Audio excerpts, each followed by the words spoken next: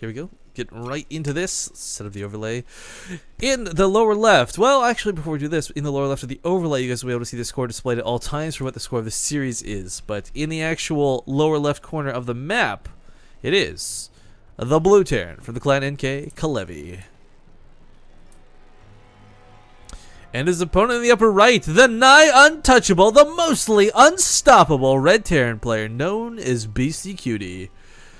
And for those who don't know, we were looking at Beastyqt's match history for a bit of funsies. If you're just watching the VOD of this and then you missed it in the live cast, you should join in for the live cast. But Beasty has seriously, like, in the last 50 games, lost like 6 maps of sTARBOW. Like, take that into consideration, guys. That's not even close to like a 50% win rate or a pretty good rate. That's a phenomenal win rate. That is a Jockshi on the EU ladder win rate that he's got going for sTARBOW. So a very talented player, to say the least. And the fact that he's actually grinded out so many games means he's probably had a pretty good feel for the things, for the matches. I don't know if he's played a lot of TVTs. Hell, he may have played no TVTs for all I know. But he's got a good feel for mechanics. We know this from when we cast him. He was, of course, the champion of the first ever sTARBOW tournament. This is, of course, the tournament number 2. And we'll see if he can hold the title. For Kalevi to come against him here in the quarterfinals is probably his best bet as far as an even match goes, because this is the best of 3. You get a feel for your opponent in game number 1 and try and capitalize on their weaknesses for game number 2. But yeah, we'll see how this one shapes up. I imagine vultures once again will be utilized. They're very good against, of course, not only workers but the sort of earlier tier units. So if Beasty goes for a lot of worker harass, it could be problematic for Kalevi, and ultimately they might be just a clash of the vultures. We saw a straight up build order win on the first tournament we cast. It was one factory with a tech lab versus one factory with a reactor, and of course double vulture production just straight up wins that scenario. So Kalevi and Beasty are going to need to make sure they get scouting information in. I like this too. Beasty was doing this from like his first sTARBOW game to like his winning sTARBOW game, where he tries to fill the dead space of the bases with those depots. He wants to have that vision available to him. He wants to make sure that if drops are going to come, it's not going to catch him off guard at his mineral line. But ooh, actually gets a kill on the SCV. Well played there by Kalevi. Will lose his SCV on the way out too, sadly. But hey, a kill is a kill, and there's no problems with that. I hate doing this, but again, because it's so new, I feel like obligation to. Real quick, guys, because I forgot to do this, we just kind of hopped into the action. sTARBOW is not StarCraft 2. sTARBOW is not Brood War.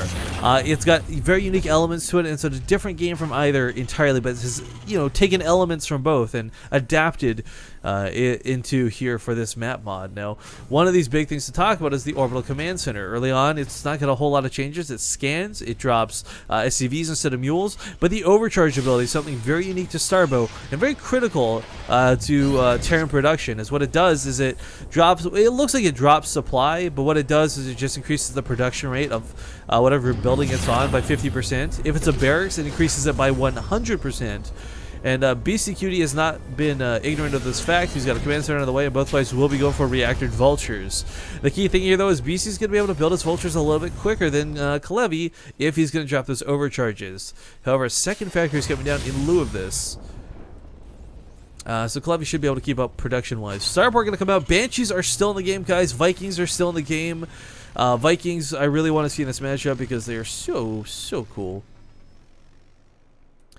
Oh, Sexy Panda brings up a good point. The damage units do. So there's no, you guys will notice, there's no like armored, there's no like light classification units, but instead they're mechanical, hover, and medium. Hover is why vultures don't take damage from spider mines, and why spider mines can't arm on themselves. I believe workers are also classified as hover. But there's light units, there's medium units, and unfortunately the tooltip does not show whether it deals additional damage versus light versus medium versus massive. But as you can imagine, a light unit doesn't really do too much to a massive unit. And no, they're not considered hover units. Interesting. Anyway, spider mines do not go off on workers. They do not go off on other fellow vultures. But Kalevi is still going to invest into them nonetheless. They do provide map vision, which is nice. Banshee coming out of Beastyqt, though, is going to be really nice. So, the Banshee, it's got a cloak ability. You don't have to research it. But the cloak only lasts for 6 seconds, and it's got a fairly long cooldown. So, you cannot indefinitely cloak upon a worker line, say, and shred the workers. More importantly, Kalevi actually has no anti-air to deal with his Banshee. Oh my god, this might... He's getting an engineering bay. Goliath has now popped out. But he's going to need more than one, unfortunately. Banshee going to drive these back into the base for the moment. And We'll see if the Goliath can try and contend with this. Gonna need some workers to help repair it, and of course Cloak is gonna be a pain in the butt to deal with. Beastyqt, as you can see there, guys, timer bar, no energy requirement, no resources for Cloak, just simply the time. Kalevi looks like he did scan the base hoping to catch the Banshee, but it's already gone. Vultures outside the base kind of soft containing Kalevi for the time being, while Beasty takes his own natural. He's just really starting to pull ahead in this game, and a big part of it was that Banshee, the choice to go for it in the first place. Trying to bust out of his base, not perhaps the best idea. Running into the Vultures, Beastyqt has a little bit better focus fire, and of course that Banshee to add some sauce to this fire.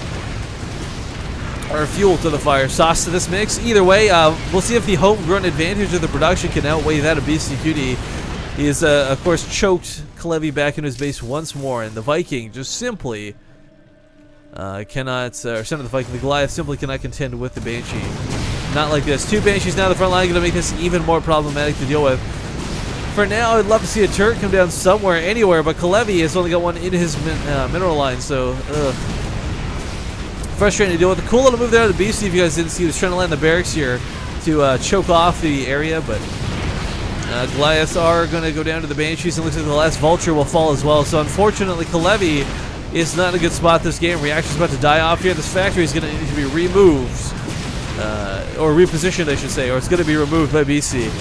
Lots of Vulture aggression though on the front line, seems to be winning this game outright. SCV is going to be pulled, but SCVs do not work against the Banshee.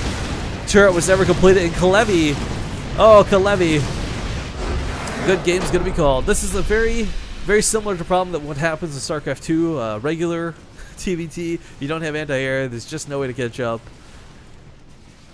But not the best game out of Kalevi. Hopefully he can bring it back for game number 2. It is a best of 3, guys, and he's also going against probably what is one of the best STARBOW players there are at the moment.